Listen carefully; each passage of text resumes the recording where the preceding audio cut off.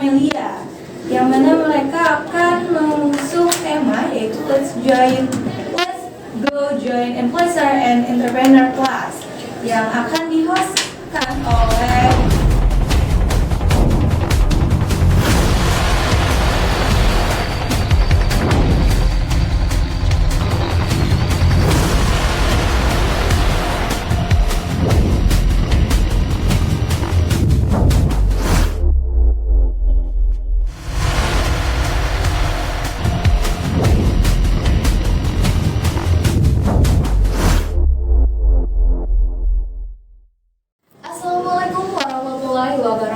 Selamat siang semuanya, selamat datang di 107,7 FM Rapada, Radio Pendidikan Informasi, Hiburan dan Keislaman yang berada di Fakultas Dakwah dan Ilmu Komunikasi, tepatnya di lantai 3 Universitas Islam Negeri Antasari, Banjarmasin.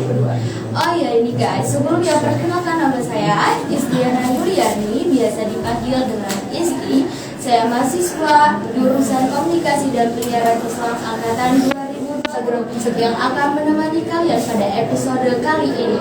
Nah, tentunya setiap di hari Senin di jam segini, jam siang-siang kayak gini, kalian bakal ketemu sama kami nih dari Dewan Eksekutif Mahasiswa atau yang disingkat dengan DEMA Fakultas Dakwah dan Ilmu Komunikasi UIN Antasari Banjarmasin. Ya, betul, tentunya dalam program Podcast Mahasiswa yang akan menemani ruang dengar sahabat Rapada kurang lebih dari 1 jam ke depan. Oke nih guys, karena tadi saya udah perkenalan, terus kita bakalan lanjut nih ngobrol santai dengan guest kita. Sebelumnya kita perkenalan dulu dengan para narasumber kita dulu. Ini ada kakak ganteng dan juga kakak cantik nih tentunya. Nah, di kali ini podcast Mas kali ini bersama dengan kakak Mustadilah dan juga kakak Nur Camellia, yaitu dari Ketua Umum DEMA Tarbiyah dari Keguruan periode 2022-2023 dan juga Ketua Pelaksana Event Influencer dan Entrepreneur yaitu kakak Nur Camellia. Bagaimana kabarnya hari ini? Alhamdulillah baik. Oke. Kakak Camellia gimana kabarnya? Alhamdulillah baik. Oke, tadi saya sudah perkenalkan ya sedikit-sedikit. Mungkin bisa perkenalkan dirinya masing-masing terlebih dahulu nih, mungkin dari Ketua Umum dari DEMA Tarbiyah dan Keguruan dulu. Oke, baik, perkenalkan nama saya Mustadilah, biasa dipanggil Kadir. Saya dari jurusan Pendidikan Agama Islam angkatan tahun 2019. Oke. Selanjutnya dari Kakak Nur Camellia. Oke baik, terima kasih. Sebelumnya perkenalkan, nama saya Nur Camellia, biasa dipanggil Lia, dari jurusan Pendidikan Agama Islam tahun 2019. Oke. Terima kasih dulu nih. Boleh tahu nggak jabatan kakak di fakultas di DEMA itu apa sih? Oke, jadi berbicara perihal jabatan ya. Untuk sekarang ini alhamdulillah saya pribadi itu dipercayakan oleh kawan-kawan atau rekan mahasiswa di Fakultas Tarbiyah dan Keguruan itu sebagai Ketua Umum DEMA FTK atau Dewan Eksekutif Mahasiswa Fakultas Tarbiyah dan Keguruan. Kalau Kak Nur Camellia jabatannya apa? Alhamdulillah untuk sekarang saya diamanahkan oleh bagian inti DEMA Fakultas Tarbiyah dan Keguruan sebagai Kabid Bidang Kewirausahaan dan Kemitraan. Oke. Nah tadi udah tahu kan nama dan jurusan bahkan angkatan dan jabatan beliau di organisasi DEMA tersebut. Nah selanjutnya itu kesibukan apa sih yang sedang kalian jalani pada saat ini? Berbicara perihal kesibukan ya, tentu sama saja dengan mahasiswa yang lain sibuk perkuliahan. Apalagi kan sekarang zaman atau masa final test. Nah artinya di angkatan 2019 pun walaupun berkuliah secara online, tidak menutup kemungkinan juga banyak sekali tugas yang cukup menyibukkan diri kami selain sibuk berorganisasi seperti itu. Oke, untuk Kak Nur Camellia kesibukannya apa? Baik, mungkin tidak berjauh berbeda dengan Ketua Umum DEMA FTK tadi, yang mana kami juga seorang mahasiswa tentunya kesibukan kami ya berkuliah. Di sisi lain, saya pribadi juga mengajar ketika malam hari. Nah mungkin itu kesibukan saya untuk sekarang ini. Oke. Nah sekarang kan kita lagi menjalani kuliah yang dimana nanti bisa offline dan juga bisa online. Jadi saya mau tahu nih respon dari kalian menjalani perkuliahan yang dalam situasi semi offline gitu. Kalau menurut saya ya perkuliahan yang bisa dikatakan hybrid ya, karena tidak semua angkatan itu berkuliah secara offline atau langsung bertatap muka di ruang kelas. Tapi ada juga beberapa jurusan atau angkatan yang masih menggunakan sistem kuliah daring. Nah, saya atau kami menilai bahwa sistem perkuliahan seperti ini mempunyai dua dampak. Pertama, ada sisi positifnya, yang kedua juga ada sisi negatifnya. Nah, sisi positifnya adalah hari ini mahasiswa kembali lagi kepada rutinitas yang memang seharusnya mereka jalani, yaitu berkuliah secara tatap muka. Karena banyak kemarin itu yang mengeluh bahwa perkuliahan secara daring ini kurang maksimal.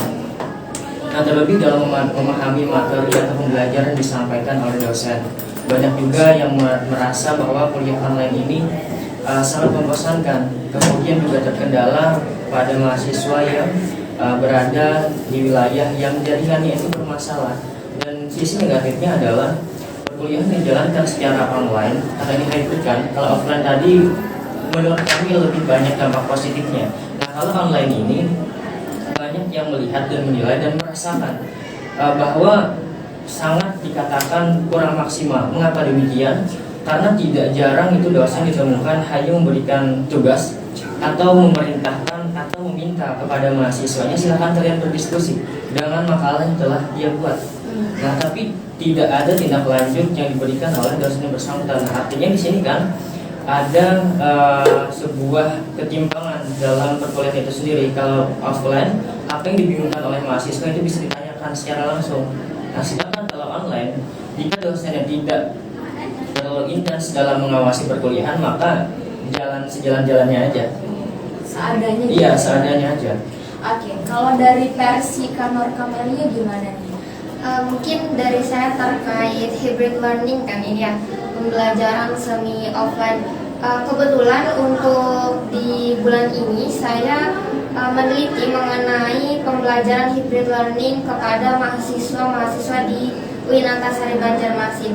Dan yang saya temukan data sementara lebih banyak mahasiswa memang yang menyukai pembelajaran semi offline dibandingkan pembelajaran online yang tadi sudah dikatakan oleh ketum sendiri bahwasanya pembelajaran offline lebih banyak dampak positif dibandingkan pembelajaran yang online. Mungkin itu tanggapan saya. Oke. Kalau dari kalian berdua nih lebih menyukai offline atau online? Jujur ya, kalau ditanya lebih suka yang mana, tentu kita memilih yang simpel-simpel saja. Itu memang sudah lumrahnya seorang mahasiswa. Kadang-kadang ya, apalagi kan kalau perkuliahan daring atau online itu bisa sambil rebahan, sambil makan-makan. Kalau lagi capek bisa sambil tiduran bahkan ya. Walaupun itu sebenarnya tidak baik. Nah, tapi kalau kita berbicara dari sudut pandang daripada mahasiswa, sebenarnya saya lebih memilih pada perkuliahan secara offline atau tatap muka. Karena menurut saya, ketika kita bertatap muka langsung berinteraksi dengan dosen dan kawan-kawan mahasiswa yang lain, itu lebih memberikan dampak positifnya. Kita bisa langsung mengembangkan gitu bagaimana skill kita dalam berbicara, public speaking kita di depan kelas. Artinya kan itu sebuah pembentukan mental atau karakter mental yang bagus. Sedangkan kalau online tadi lebih banyak kepada malasnya ya, menurut saya. Jadi saya lebih memilih, kalau dari sudut pandang saya pribadi itu memilih online. Tapi kalau saya sebagai mahasiswa, saya memilih offline saja. Oke, kalau dari Kak Kamelia gimana nih? Kalau saya lebih menyukai pembelajaran offline ya, karena saya pribadi angkatan 2019 kemarin sempat pembelajaran offline sebelum adanya pandemi. Dan itu ketika saya melaksanakan pembelajaran offline lebih terasah gitu dalam segi public speaking, materi, apalagi kan di jurusan pendidikan agama Islam sendiri lebih memfokuskan terhadap perilaku, nah seperti itu. Nah terus itu untuk ketika saya memasuki pembelajaran yang offline, materi-materi itu kurang lengkap kayak gitu. Dan terus untuk public speaking juga kurang terasah. Tapi memang banyak saya temui kawan-kawan yang kurang aktif di pembelajaran offline, ketika di online gercep gitu, tiba-tiba kok ini kayak gitu terus kayak gitu. Jadi bertanya, menanggapi terus kayak gitu. Jadi kayak mereka yang kurang public speaking di pembelajaran offline lebih suka di pembelajaran online. Kalau saya pribadi lebih suka di offline gitu. Makasih dulu nih. Nah selanjutnya, latar belakang organisasi apa sih yang kakak jalani sebelum masuk organisasi DEMA?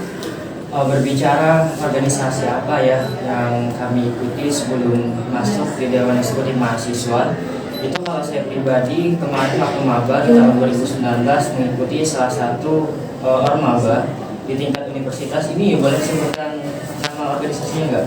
Iya boleh. Boleh. Jadi kemarin saya ikut organisasi Forum Silaturahmi Mahasiswa. Jadi ikut itu, baru setelah Kosma, lalu ikut di Dewan Eksekutif Mahasiswa di periode kemarin. Kalau untuk Kak Camelia? Sebelum saya di DEMA, saya di tahun 2019 mengikuti Forum Muda FTK, Forum Muda Fakultas Tarbiyah dan Keguruan. Itu ormaba sama seperti KPD yang ada di sini, yang ada di Fakultas Dakwah. Selanjutnya di tahun 2020 setelah selesai ormaba, saya mengikuti Himpunan Mahasiswa Jurusan Pendidikan Agama Islam, jadi HMJ PAI gitu. Lalu ditarik ke DEMA FTK. Jadi organisasi yang aktif saat ini dijalani apa aja tuh? Organisasi yang aktif ya, sebenarnya kalau saya pribadi itu lebih terfokus untuk DEMA FTK saja. Nah, tapi juga memiliki satu organisasi di eksternal, itu salah satu juga ada. Namun kalau kita berbicara titik fokus menjalani organisasi yang mana, untuk sekarang saya lebih fokus di internal saja. Karena kan diamanahkan juga ini untuk menjalankan roda organisasi di DEMA FTK. Kalau untuk Kak Camelia? Untuk sekarang saya aktif di DEMA FTK dan juga ada salah satu organisasi eksternal. Nah, mungkin untuk sekarang saya lebih fokus ke DEMA Tarbiyah aja. Oke, kan itu banyak sekali ya organisasi yang kalian jalani. Itu gimana sih caranya kalian membagi waktu kalian, banyak sekali untuk membagi waktu kalian di perkuliahan offline yang seperti ini? Kalau untuk manajemen waktunya ya, menurut saya itu lebih kepada skala prioritas kita. Jadi kan kita bisa membedakan mana yang lebih kita utamakan dan mana yang bisa kita kesampingkan dulu. Nah, artinya di sini bagaimana caranya kita menyusun sedemikian rupa penjadwalan untuk melaksanakan, misalnya ada tugas kuliah kapan kita ngerjainnya, terus ada rapat organisasi itu kapan. Nah, ini sebenarnya kalau kita tidak males-malesan, menurut saya pribadi tidak ada ya kata-kata bahwa organisasi itu dapat menelantarkan kuliah. Menurut saya itu adalah statement hoax atau tidak betul. Karena itu kembali lagi kepada kepribadiannya. Kalau dia memang benar-benar ingin meluangkan waktu dan membagi waktunya, maka sesibuk apapun itu pasti bisa dimanajemen yang baik juga. Jadi lebih pada skala prioritas ya. Mana yang lebih diutamakan dulu, langsung kerjakan, tidak menunda-nunda. Mungkin seperti itu. Ya, betul sekali. Kita pasti menjalankan yang mana di prioritasnya dulu. Kalau untuk Kak Camelia gimana cara manage? Mungkin dari saya kurang lebih ya untuk skala prioritas. Tapi di sisi lain skala prioritas saya rutinannya membuat list kayak gitu. Nah, jadi untuk pagi hari ini sampai sore list saya tuh apa. Nah, jadi runtut kegiatan saya yang saya lakukan setiap harinya. Nah, dengan itu saya bisa membagi waktu di mana kuliah, di mana organisasi, tugas saya dan itu. Mungkin itu. Oke. Nah, ini kan DEMA Tarbiyah dan Keguruan ini mengadakan event yang dimana Let's Go Join Influencer and Entrepreneur Class ya kan. Nah, bisa dijelasin nggak itu tuh apa sih gitu influencer dan entrepreneur itu? Oke, mungkin yang pertama saya akan menjelaskan influencernya aja deh, nanti Camelia yang entrepreneurnya ini. Iya. Jadi influencer ini kan adalah figur publik atau orang yang memang mempunyai posisi yang cukup terkenal dan memberikan cukup besar juga kepada kalangan luar. Bagaimana hari ini orang-orang itu memanfaatkan posisinya ketika dia sudah mempunyai branding diri yang baik, boleh followersnya banyak misalnya, atau bahkan ketika followersnya tidak banyak pun tapi dia memiliki panggung dan menjadi public figure di suatu organisasi atau kampus, maka juga tidak menutup kemungkinan. Nah, artinya mengapa kegiatan ini diadakan? Kami ingin bahwa mahasiswa itu dapat memanfaatkan dirinya ini, membranding dirinya itu sebaik mungkin, dan bagaimana caranya branding diri itu dimanfaatkan untuk keberlangsungan kehidupannya. Dan ini akan berhubungan dengan entrepreneur atau pengusaha tadi. Artinya memanfaatkan branding diri untuk menciptakan sebuah peluang usaha yang kita kenal biasanya sebagai promote, kemudian jadi brand ambassador dan lain sebagainya. Ini secara umumnya seperti itu. Oke, bisa dijelaskan entrepreneur itu apa? Jadi entrepreneur itu kan sebuah kata bahasa Inggris itu artinya wirausahawan, yang mana sudah dikatakan tadi bahwasanya kewirausahaan itu penting kayak gitu. Nah, jadi di sini kami mengadakan event bahwasanya kewirausahaan atau entrepreneur ini tidak hanya ada di kalangan mahasiswa yang notabene adalah fakultas ekonomi kayak gitu. Nah, jadi mahasiswa-mahasiswa yang dari fakultas mana aja bisa berwirausaha. Kalau misalkan di tarbiyah sendiri dominannya itu sebagai guru, tidak menutup kemungkinan kebanyakan dari mahasiswa fakultas tarbiyah juga memiliki usaha. Nah, yang mana usaha itulah yang menjadi branding mereka agar mereka bisa menjadi seorang entrepreneur. Oke. Terus itu apa aja sih buat penyebab kalian untuk mengadakan event ini? Alasannya apa? Alasan ya, sebenarnya ada beberapa alasan. Di antaranya itu kami melihat dan merasakan bagaimana evaluasi masukan dan saran serta harapan daripada kawan-kawan mahasiswa di Fakultas Tarbiyah. Pertama, saya rasa tidak ada atau belum ada ya organisasi kewirausahaan yang dikembangkan di Fakultas Tarbiyah itu. Makanya kami mengadakan sebuah event ini, dan event ini akan menghasilkan sebuah komunitas. Nah, artinya tadi dijelaskan oleh Camelia bahwa tidak semua orang-orang tarbiyah ini ingin menjadi seorang guru, dan tidak menutup kemungkinan orang yang ingin berwirausaha pun bisa, walaupun tidak berasal dari fakultas ekonomi atau bisnis. Nah, makanya kegiatan ini diadakan berdasarkan keinginan evaluasi masukan dan saran kawan-kawan mahasiswa di Fakultas Tarbiyah. Itu yang pertama. Kemudian yang kedua adalah kami menginginkan bahwa setiap mahasiswa ini mempunyai mindset untuk menghasilkan uang secara mandiri, bahkan sambil berkuliah. Makanya dari itu dibangunlah dan diadakanlah sebuah event ini, baik untuk orang-orang yang sudah mempunyai usaha ataupun orang yang ingin memulai usaha. Jadi terbuka selebar-lebarnya untuk kawan-kawan mahasiswa, dan kami khususkan di Fakultas Tarbiyah. Jadi itu mungkinlah beberapa alasannya. Oke, mungkin ada tambahan dari Kak Camelia. Mungkin sedikit aja tambahan dari saya terkait alasan tadi ya, alasan kami mengadakan event ini. Yang pertama, di sisi lain dari kami mengadakan kegiatan ini, kami ingin mahasiswa-mahasiswa yang memiliki usahanya itu terbranding kayak gitu.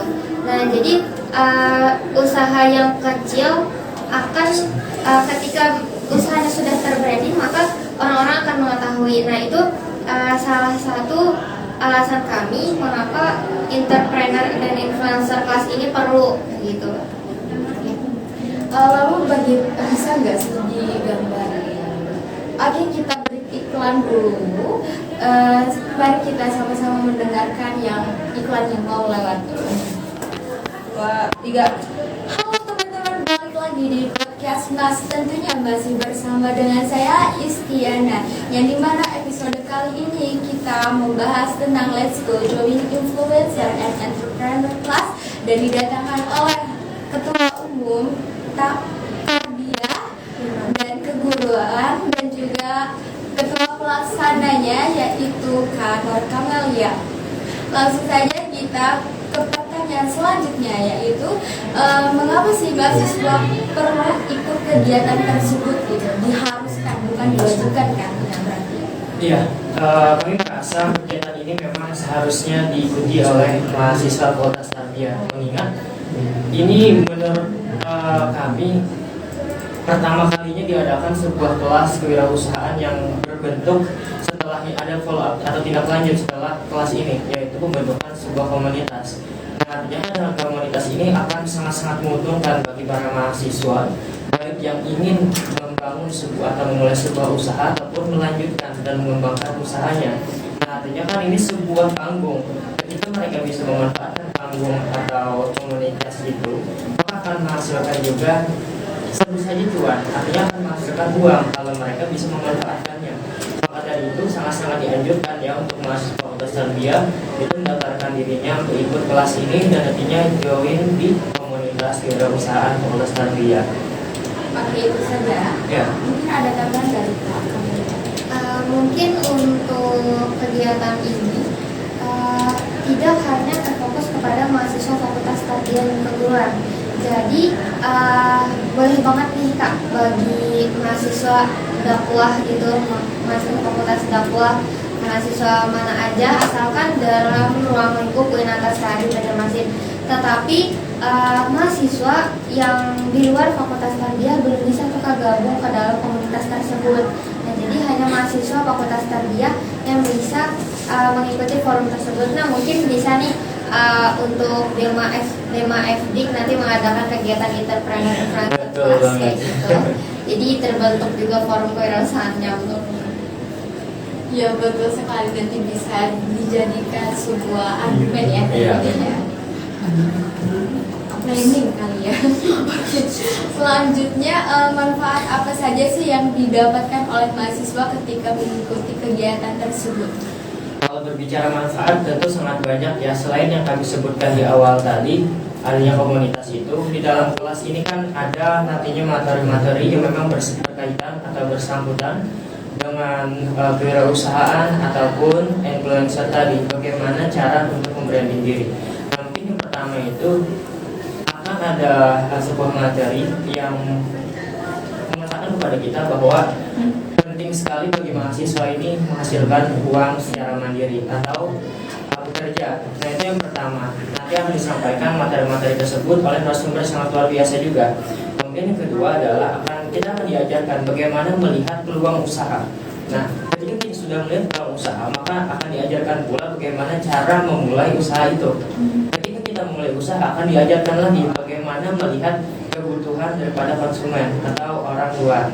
Setelah sudah mendapatkan apa yang dibutuhkan dan diperlukan oleh konsumen, maka kita akan diajarkan lagi di dalam influencer itu untuk membranding produk ini, bahkan membranding dirinya sendiri.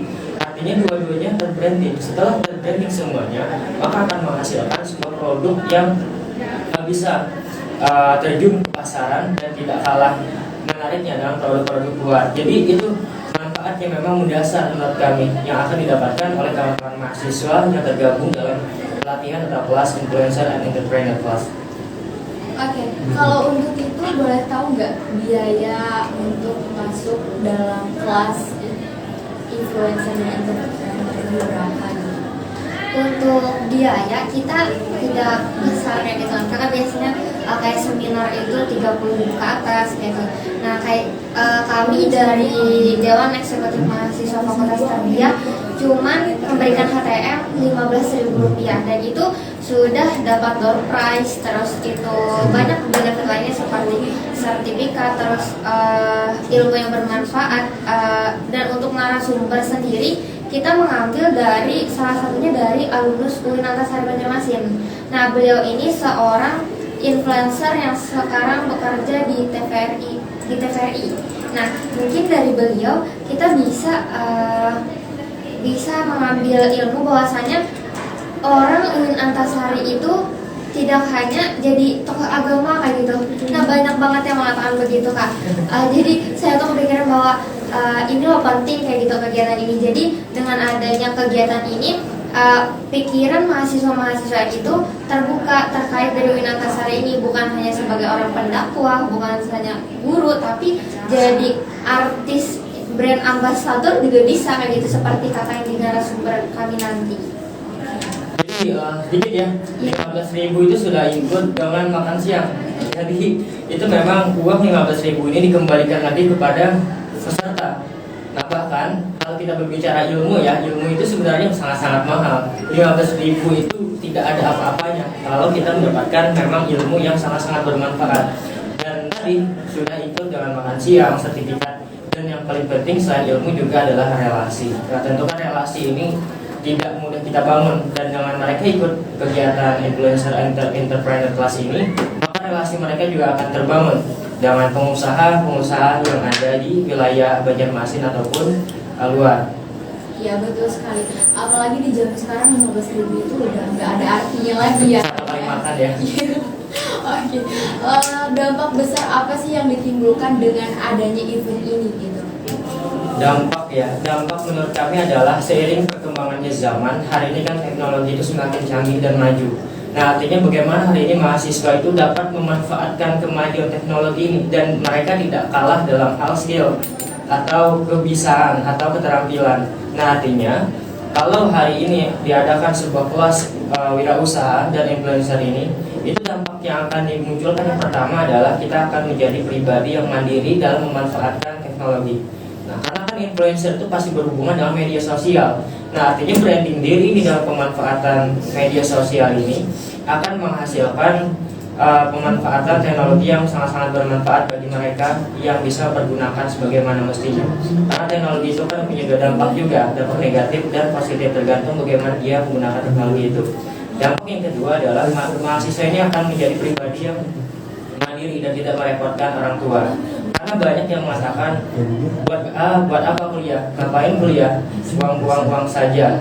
Nah, artinya disinilah pembuktian daripada mahasiswa dengan mengikuti pelatihan ini, maka mahasiswa itu akan termotivasi untuk berusaha mencari uang sendiri dengan membangun usaha yang skalanya kecil, sedang atau menengah, bahkan besar. Dan dengan demikian itu sebuah pembuktian bahwa mahasiswa ini tidak hanya menghabiskan uang atau sibuk berorganisasi saja, tapi mereka juga menghasilkan cuan untuk menjalani kehidupannya sehari-hari, bahkan bisa nabung ya buat nikah mungkin. Udah mau nikah aja nih. Oke, mungkin dari Kak Kamelia ada tambahan ya? Mungkin untuk dampak besar ya terkait kegiatan ini kurang lebih aja sama yang dikatakan dengan ketum tadi, bahwasanya dampak itu tidak dirasakan sekarang kayak gitu. Dengan uang, ibaratkan tadi dengan uang 15.000, ya mungkin orang-orang akan mendapatkan uang kembali dengan uang 15 juta atau kayak gimana kayak gitu dengan mengikuti kegiatan ini. Nah, makanya seseorang yang memiliki usaha ketika usahanya tidak branding ya tidak mungkin terjalankan. Seperti banyak saya lihat dari mahasiswa fakultas tarbiyah itu yang memiliki usaha, misalnya kayak usaha basreng, terus itu usaha jualan kue. Nah, mereka kurang akan brandingnya kayak gitu. Nah, makanya untuk segi mahasiswa sekarang memang akan didapatkan setelah mereka mengikuti itu bukan berarti dalam jangka waktu dekat, tetapi 5 tahun ke depan, 10 tahun ke depan. Nah, mungkin ilmu itu akan bermanfaat. Tapi ketika sekarang bagi mahasiswa yang tidak memiliki usaha ya boleh juga ikut kegiatan itu, dan mungkin setelah mereka mengikuti kegiatan itu mereka akan mendapatkan ilmu tentang kewirausahaan. Jadi dengan adanya era yang menyongsong 5.0 ini kan lebih kepada teknologi. Nah, dan juga saya dengar sekarang banyak pekerja-pekerja yang sekarang ini tidak dipekerjakan lagi gitu. Jadi mereka lebih kepada teknologi. Misalkan kayak influencer tadi kan otomatis ke teknologi aja tuh, kayak brand ambassador dan lain-lain. Iya betul sekali. Kalau berbicara tentang dampak ini kita nggak bisa membicarakannya untuk sekarang karena dampak ini tergantung kembali ke orangnya lagi seperti apa, dan juga setelah yang dia lakukannya setelah nantinya seperti apa. Jadi ibaratnya kalian ini cuma hanya memberikan pembekalan, ya nggak sih? Betul. Oke, selanjutnya bagaimana persiapan apa saja yang sudah disiapkan untuk event kali ini? Untuk persiapan mungkin akan dijawab langsung oleh ketua pelaksananya saja. untuk persiapan sekarang sudah sekitar 80% kali ya Kak. Karena mengingat waktu hampir terlaksana kan di tanggal 25 Juni kayak gitu kan. Dan sekarang kami masih membuka stand pendaftaran. Jadi boleh banget nih kepada kawan-kawan dari fakultas mana aja kayak gitu bisa ikut dalam kegiatan ini. Untuk persiapan kami terutama kepada pendanaan kayak gitu kan.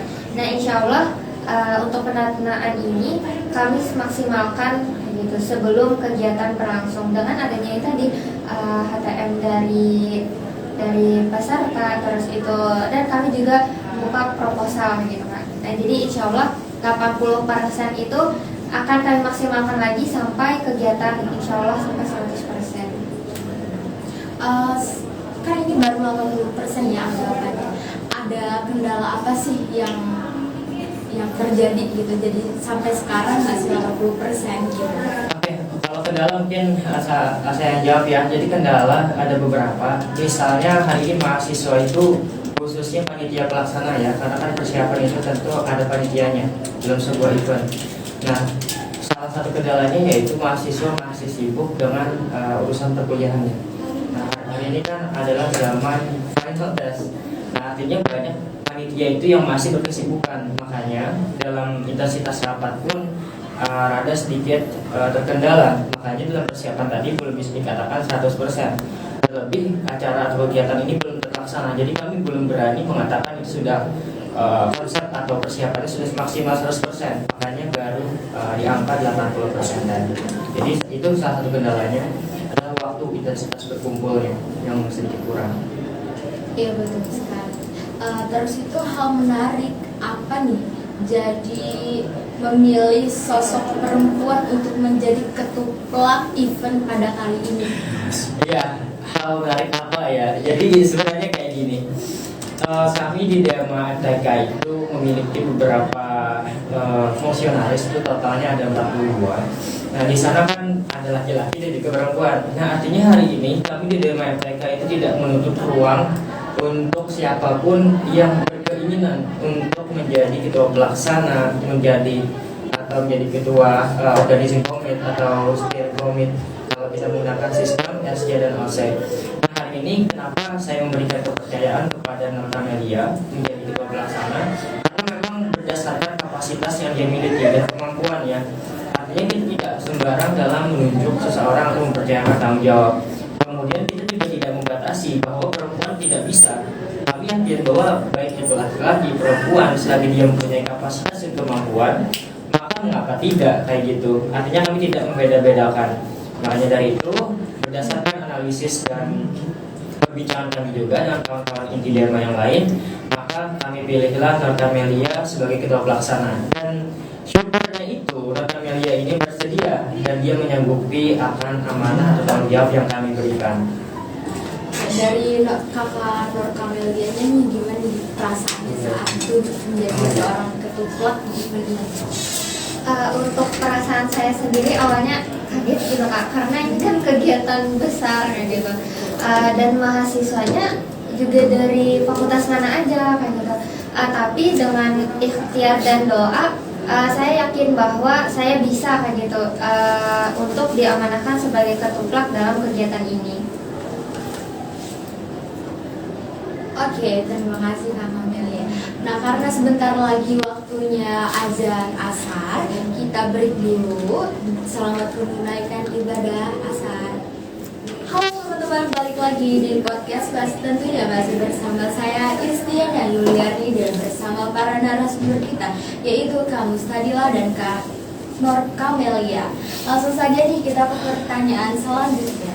Ini untuk ketuplaknya, apa sih tantangan yang kakak dapatkan selama persiapan pada event kali ini? Untuk tantangan sendiri, yang pertama tadi terkait kepanitiaan.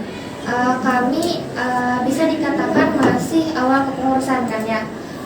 Jadi dengan adanya awal kepengurusan terus dilaksanakannya kegiatan yang lumayan besar, itu lumayan susah kayak gitu untuk membangun chemistry satu sama lain karena masih belum kenal satu sama lain. Tapi setelah diadakannya kegiatan ini, jadi panitia itu dari Dema sendiri saling ngumpul kayak gitu Kak. Jadi ada di sisi lain ada untuk mempersatukan kayak gitu. Nah jadi insya Allah terberantas aja dalam kendala itu tadi. Terus terkait pendanaan mungkin ya, karena kami di awal juga, jadi untuk dana dari fakultas pun belum kayak gitu kan. Nah terus itu mungkin untuk sampai sejauh ini aman aja sih Kak. Mungkin 2 itu tadi aja, dan insya Allah untuk pendanaan dan kepanitiaan bisa di handle. Oke, baik, terima kasih Kak Nur Kamelia. Ini pertanyaan terakhir, harapan untuk kegiatan tersebut apa sih? Mungkin dari ketuanya dulu bisa.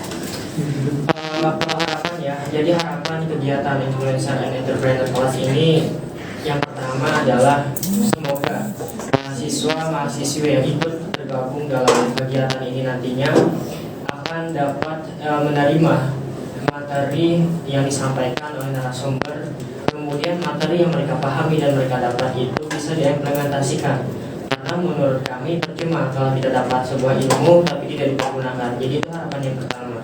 Kemudian yang kedua adalah setelah mereka mengimplementasikan ilmu yang mereka dapatkan dari pelatihan itu, nanti mereka menjadi seseorang yang memang bisa membangun sebuah usaha tadi. Jadi harapan kami memang orang-orang yang tergabung dalam kegiatan kelas tadi diharapkan bisa membangun sebuah usaha atau mengembangkan usaha yang sudah ada dengan branding diri dan branding produk yang lebih baik lagi daripada sebelumnya. Jadi itu harapan yang kedua. Kemudian harapan yang ketiga adalah semoga dengan adanya kegiatan ini dan nantinya ada komunitas kewirausahaannya, mindset orang terhadap fakultas tarbiyah yang mengatakan hanya semata-mata menjadi guru itu bisa terbantahkan. Artinya tidak selalu orang-orang di fakultas tarbiyah harus menjadi guru saja, namun bisa menjadi guru, bisa menjadi seorang pengusaha juga. Jadi itu harapannya dari event influencer and entrepreneur class. Oke, kalau dari ketuanya langsung harapannya apa untuk event ini? Mungkin harapan kami dari panitia pelaksana ini kurang lebih sama sih dengan ketum tadi Kak. Karena ya tadi kami ingin mematahkan mindset bahwasanya anak-anak yang berkuliah di UI itu bukan hanya sebagai publik yang dominannya ke agama kayak gitu kan. Nah mungkin itu salah satunya juga tadi. Oke, itu saja ya. Nah, baiklah guys, buat kalian semua yang di luar sana, setelah kurang lebih dari 1 jam kami menemani ruang dengar bobohan kalian seberataan. Sebelum kita tutup, mari kita dengarkan dulu nih closing statement dari 2 narasumber kita pada hari ini. Mungkin dari Kak Nur Kamelia terlebih dahulu. Baik, sebelumnya terima kasih nih kami sudah diundang ke sini. Harapan saya mungkin sekaligus closing statement ya Kak. Saya harap bahwa mahasiswa-mahasiswa dan fakultas remaja bisa nih daftar di kegiatan entrepreneur dan influencer class gitu. Karena pendaftaran masih buka sampai tanggal 22 Juni. Nah mungkin ini closing statement sekaligus harapan dan juga ajakan saya dari Ketua Pelaksana Kegiatan Entrepreneur dan Influencer Class. Oke, kalau dari saya ya closing statement. Pertama-tama mewakili daripada Dewan Eksekutif Mahasiswa Fakultas Tarbiyah dan Keguruan, kami mengucapkan banyak-banyak terima kasih kepada kawan-kawan DEMA Fakultas Dakwah dan Ilmu Komunikasi dan juga kawan-kawan dari Rafada yang hari telah mengundang kami untuk sharing terkait event influencer dan entrepreneur class yang akan kami laksanakan di tanggal 25. Dan terakhir, ayo buat kawan-kawan mahasiswa UIN Antasari Banjarmasin, daftarkan diri kalian karena memang kuotanya terbatas dan kapan lagi kalian mendapatkan materi yang sangat-sangat berpengaruh terhadap kehidupan kita setelah kuliah. Mungkin itu saja, terima kasih. Oke, sama-sama. Baik, buat teman-teman sekalian, cukup sampai di sini saja perbincangan kita pada kali ini. Salam hangat dari saya Istiana dan 2 narasumber kita, yaitu Kak Nur Kamelia dan juga Kak Mustadilah. Sampai jumpa dan wassalamualaikum warahmatullahi wabarakatuh.